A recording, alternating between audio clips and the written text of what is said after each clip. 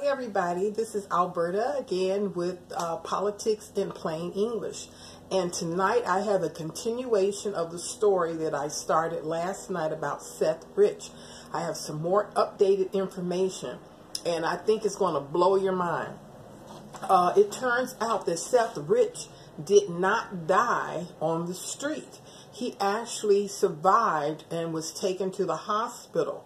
But this is where the strange circumstances came in. There was a resident physician that was on in the emergency room. As you well know, if you go to the emergency room, you know, you get seen by a doctor. Well, he said he had examined the wounds that Seth Rich had, and that he was shot 3 times in the back. Now, he said that the wounds were not life-threatening, believe it or not, being shot 3 times, and he was beaten. And it was not a robbery because, like I said last night, there was nothing of value taken from him. So now, Seth Rich is there. He's being seen by a resident physician. The physician says he could definitely recover from these wounds. But out of the blue, here comes the chief of staff, the doctor, he's the whole chief of all the doctors. He comes in with the FBI, and he makes a very strange request. He tells the resident physician not to do your rounds on this one particular patient. Now, if you know me from other videos, you know my former life, I was a registered nurse. I did it for 15 years. I worked in over 20 different hospitals in the city and suburbs of Chicago. And then when I moved to San Diego, I was a visiting nurse. So I have years and years of nursing experience. And one thing that you would never ever do, you would get fired for, and that is to be assigned to a patient's room and you don't go and check on that person. When you first come to work, you get your paper and your pen and you write down your report from the previous shift. You get that person's name, you get their room number, you get their condition, you know, diagnosis. You find out if they're going for surgery, if they come back from surgery, if they have IVs, they have dressings, or whatever it is. You get all that information when you first come on. Afterwards, now some hospitals will either have you sit down and do this, you know, together as a group, or they may walk, you know, from one room to another. But either way, you're going to do rounds. That means you go to all the patients' rooms and you check them out. Never, ever has anyone ever said, oh, don't check this patient's room. Well, this is what happened with Seth Rich. He was told, the resident physician was told not to go and check on him, make any rounds.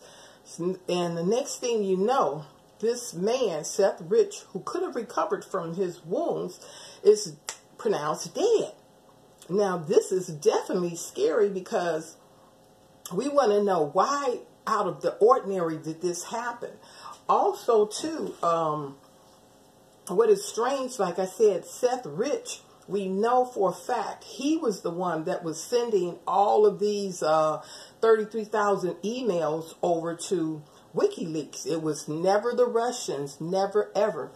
But Seth Rich also discovered something else. He found there was a fix-in to get Hillary elected against Bernie. Remember back before Hillary ran against Trump, she had to first go against Bernie Sanders, and Bernie Sanders was very, very popular.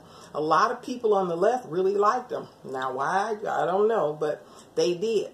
So anyway, to ensure that Hillary won, this is what Seth Rich found out. They had 2 polling places, right? One polling place for people to go, the general public. You could Google this information and they would tell you where to go to, you know, vote. But there was another polling place that you could not go on the internet and vote because it was only available to Hillary supporters, those really hardcore supporters. So this is what Seth found out. He found out after they had done the election, they took all of the votes from the general population and they brought him over to this second polling place that no one really knew about unless you were a Hillary supporter. They combined them together, and wherever there was Bernie Sanders, they just deleted his and they replaced him with Hillary's, guaranteeing that she would be the winner. This outraged Seth Rich so much that was another reason why he was angry, and he went on and sent the information to WikiLeaks. But this story is getting crazier as it goes by the day. The house of cards are coming in play, and hopefully people will start to go to prison. They all need to be locked up in jail. Well, remember last night I told you about this Pakistani guy. His name's Imran.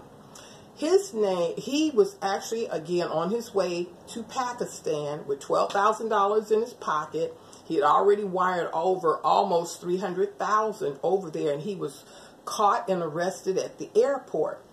Well, I told you last night that he had in possession of his home all these beaten smartphones, computers, and everything. He didn't destroy them.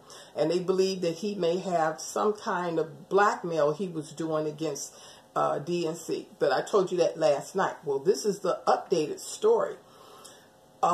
They said Debbie Wasserman is about to lose it. They said she can't even function. She is in such a bad state. So now she doesn't know what to do, but she did get a lawyer. Now she's lawyering up, and so she is supposed to go to Congress and testify. But guess what? They now saying she's in the process of trying to get a deal going against her former boss, Hillary Clinton.